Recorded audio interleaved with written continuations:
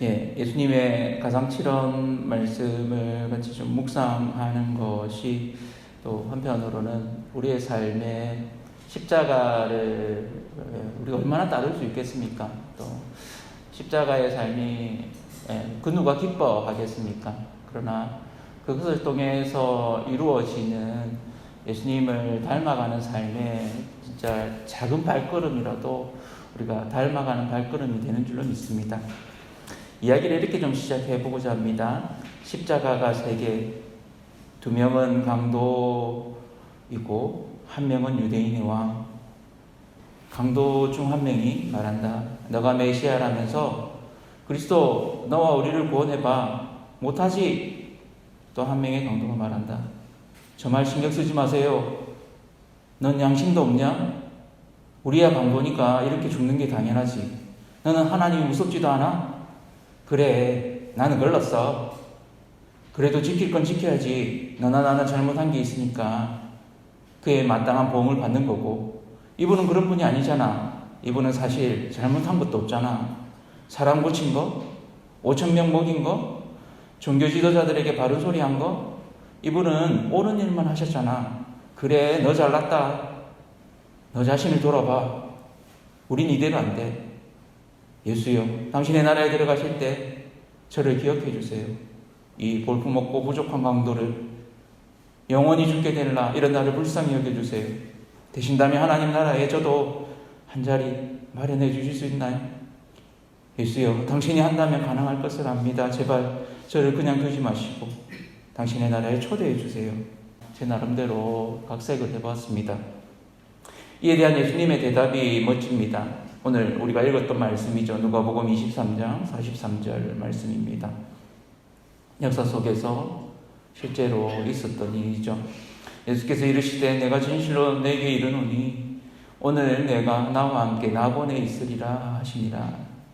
그러고는 오후 12시 정오죠. 정오가 되셔서 숨을 거두셨습니다. 하늘은 어두워져서 오후 3시까지 어두워졌다고 표현합니다. 그러니까 성경에는 제6시, 제9시 이렇게 표현되어 있습니다. 플러스 6을 하시면 됩니다. 그러니까 12시, 3시 이렇게 됩니다. 성소의 휘장이 반으로 쭉 찢어졌습니다. 도대체 살 가망이 없었던 한 사람, 강도로 사람을 해치고 이제는 십자가에서 죽어가는 그 자리에서 그는 자신의 약함을 보았습니다. 자기 죄에 직면했던 거죠. 자기 힘으로는 어쩌지 못하는 세상 가운데 내가 그럴 수밖에 없었다라고 생각할 수 있는 그 마지막 순간에 자신의 정직한 모습을 보았던 것입니다. 그리고는 옆에 있으신 그분을 새로운 눈으로 보게 됩니다. 자기의 남은 생을, 다음 생을 맡깁니다. 저를 기억해 주십시오. 그러자 주님께서 그의 중심을 보십니다. 그의 믿음을 보십니다.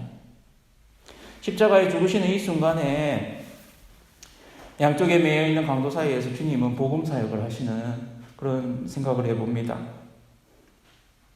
십자가에 죽으시는 것이 인류를 위한 예수님의 마지막 사역이신데 그 마지막 사역을 감당하기도 사실은 쉽지 않은 상황에서 또 한 영혼을 바라봅니다. 옆에서는 욕을 하고 있고, 그런데 또 다른 편에서는 자신의 영혼을 기억해달라고 이야기를 합니다. 한 강도의 비난, 또 한 강도의 비난을 꾸짖는 다른 강도. 그 다른 강도가 주님께 자기 생명을 의탁하고 있습니다. 주님은 그의 중심을 보시고 그의 믿음을 보시고 그에게 복음을 선포하십니다. 오늘 내가 나와 함께 낙원에 있으리라. 이 말을 들었을 때 이 죽어가던 강도의 마음이 어땠을까요?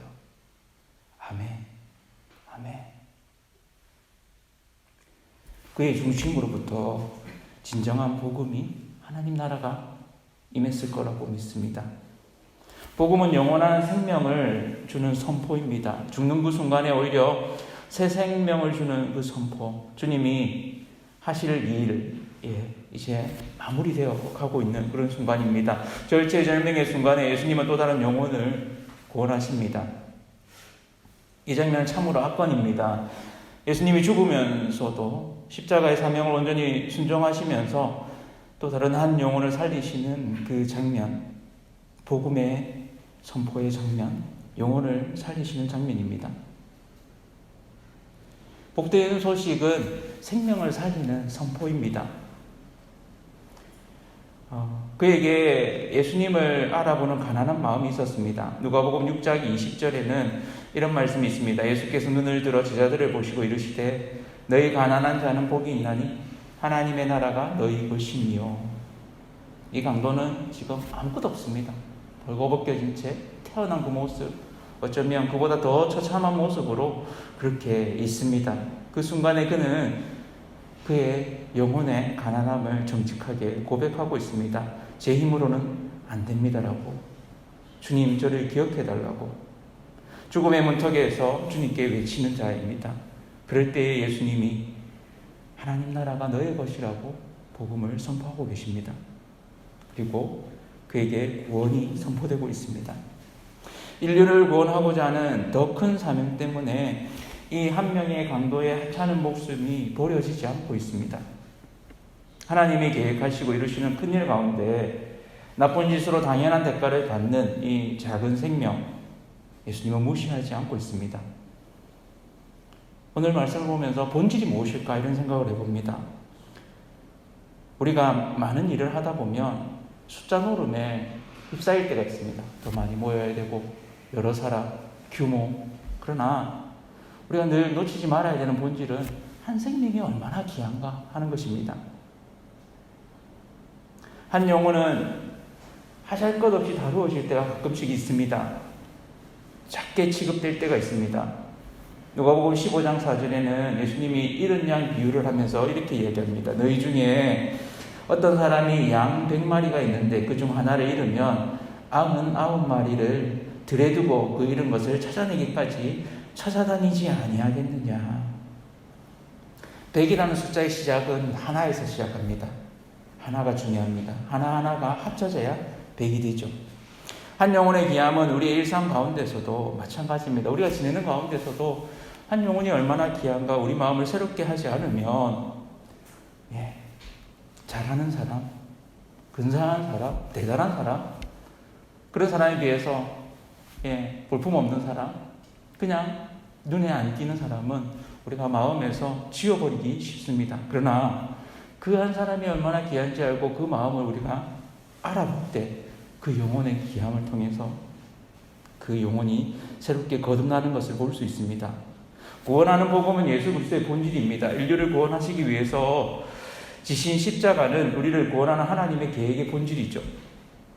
그 마지막 순간 사역을 다 이루시는 십자가에서 죽으시는 그 임박한 순간에도 예수님은 오히려 한 사람 한 사람에게 집중하셨습니다.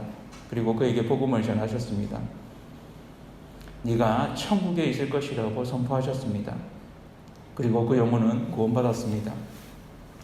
찰나 같은 순간이지만 그에게는 천하와 바꿀 수 없는 기이한 생명을 얻는 기회였습니다. 얼마 전에 아버님께 복음을 전했습니다. 몇 년에 걸쳐서 사실은 명절 때만 되면 복음을 전하려고 기회를 엿보고 이야기를 하면 하나님까지는 참 잘 듣습니다. 그리고 같이 가정예배를 하고 이렇게 하면 하나님 이야기를 잘 듣고 예수님 이야기를 딱 하면 무슨 일인지 벌떡 일어나셔서 나가십니다. 근데 이번에는 잘 듣고 계십니다. 또 짧게 전했습니다.